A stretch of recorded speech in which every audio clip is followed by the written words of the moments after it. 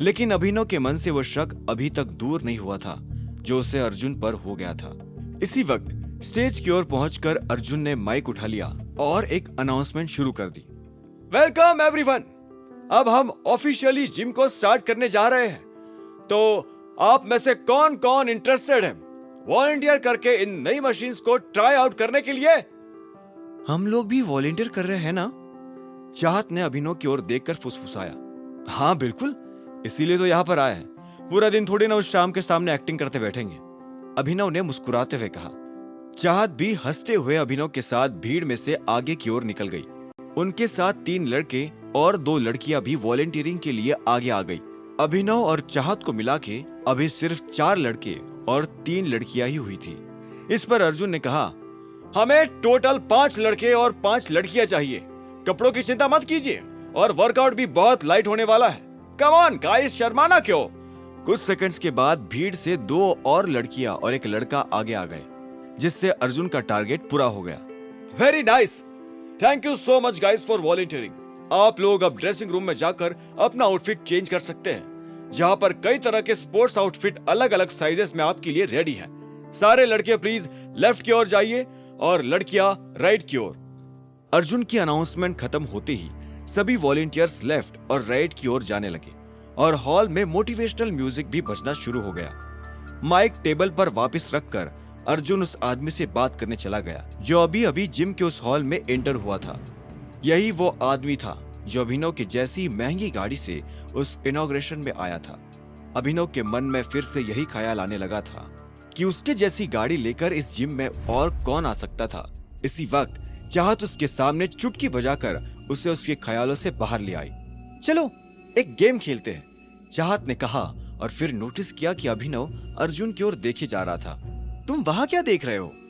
चाहत नोटिस ना कर ले कि वो क्या देख रहा था, इसलिए अभिनव उसके सामने आ गया।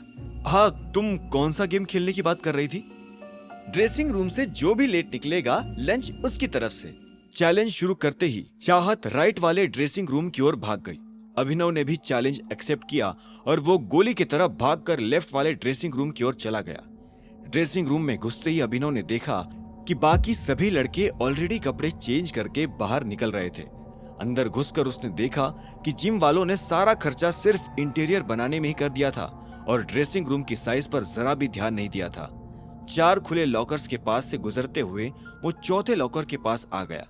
उस लॉकर को धीरे से खोलकर अभिनव उसमें से जिम के कपड़े बाहर निकालने लगा और तभी उसे महसूस हुआ कि कोई उसे पीछे से देख रहा था। उसके कदमों से जरा भी शोर ना आए, इस बात की वो आदमी पूरी कोशिश कर रहा था, लेकिन फिर भी अभिनव को ये एहसास हो गया था कि उसके पीछे कोई तो है।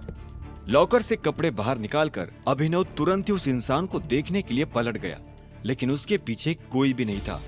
हालांकि ड्रेसिंग रूम के बाहर से उससे हल्की हल्की सी फुटस्टेप्स की आवाज जरूर आई थी।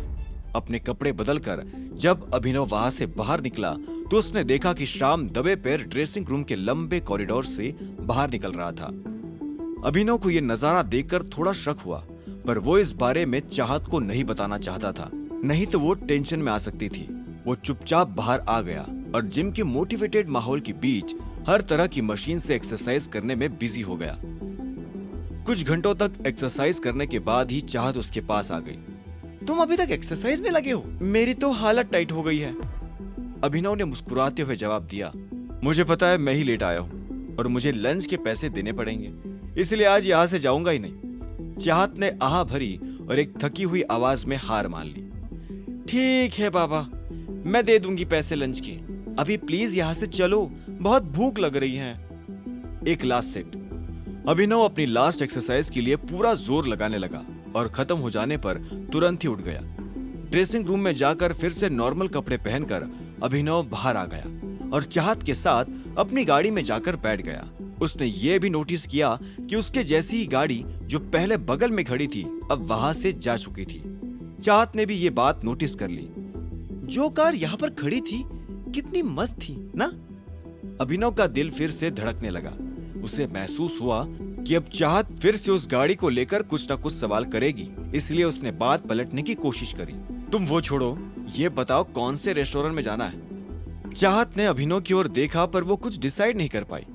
यहाँ से तो चलो, जो रास्ते पर अच्छा दिखेगा वही खा लेंगे। अभिनव सिर हिलाते हुए गाड़ी स्टार्ट करने लगा। तभी उसने साइड मिरर में देखा कि कुछ ही दूरी पर खड़ी गाड़ी के अंदर बैठा आदमी उसे ही देखे जा रहा था और उसके डैशबोर्ड पर एक कैमरा रखा हुआ था।